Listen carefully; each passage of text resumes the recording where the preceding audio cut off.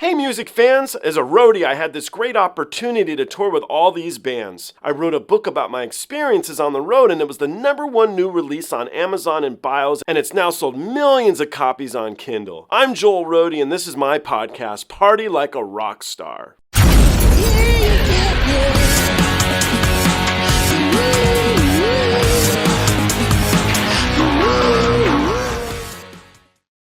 This is not a new release by any means, but it is a band I've never heard of before.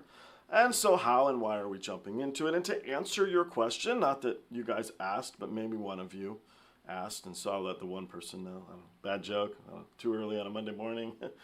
A band called MEMOIR just did a cover of this track. I like MEMOIR a lot. I think they're super awesome. And I like some of the stuff they've brought my attention to. So we're going to see if this is going to be one of those bands. It's called Go Go 7188. It does have a huge amount of views through many years of being on YouTube. I also want to let you guys know I have released my second book. It is called XEMU Pulled My Finger. It's a satire, a satirical book. It's funny. It is available on Amazon, and the link is below in the description.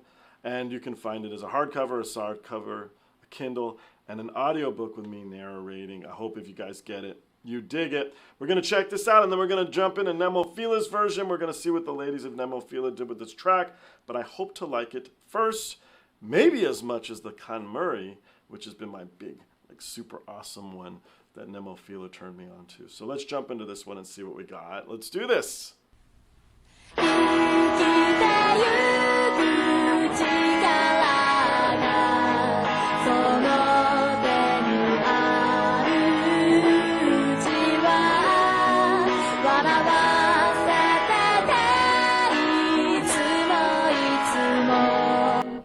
I don't usually stop stuff if you watch my channel, but I want to throw a couple things out there right away. Love the rawness of this guitar. It sounds great. It's ripping. It's just natural, ready to shred. I'm waiting. I love the anthemic quality of the track. This sounds like an anthem in the way her vocals are loud, right?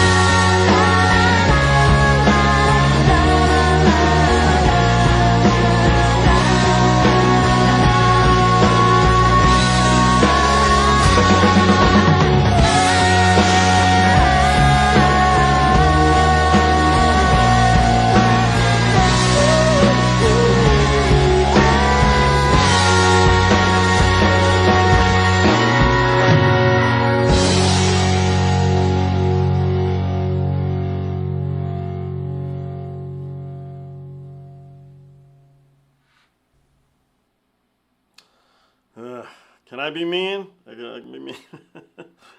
I could have built a watch in the time they took to sing that song. That's my meanness.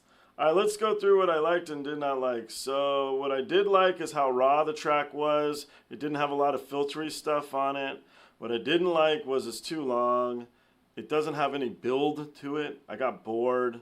About halfway through, about 3 minutes in, I'm ready for the song to be over.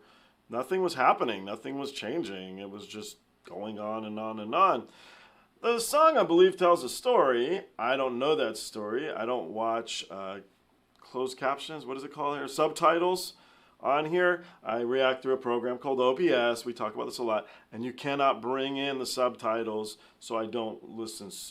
But maybe even if I read it, I'd feel a little bit different because I'd like the story, let's just say. But still, on a musical point, the song was really dull. I was kind of happy when it was over. All that being said, I'm intrigued to hear Nemophila's version and see what they did. I really thought that at around 2 minutes, we were going to pop into like a punk song and things were going to go a little haywire, and that obviously did not happen. That's not the track for whatever reason I was expecting to hear. So I'm hoping that Nemophila switches it up a little bit and makes the track theirs. If it's just a straight cover, I may not like it again. So we'll see together, and hopefully you like it. I always say that. If I don't like it, who cares? I hope you guys like this stuff, and you're welcome to agree or disagree in the comments if you guys want to. But let's jump into Nemophila. Let's see what we got. I do like their stuff.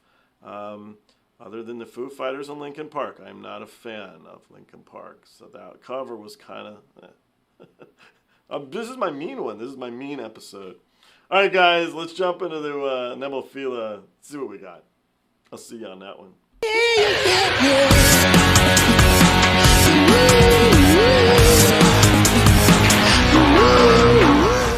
Hey, the podcast is over. What are you still doing here? Well, while you're here, like and subscribe. Thanks.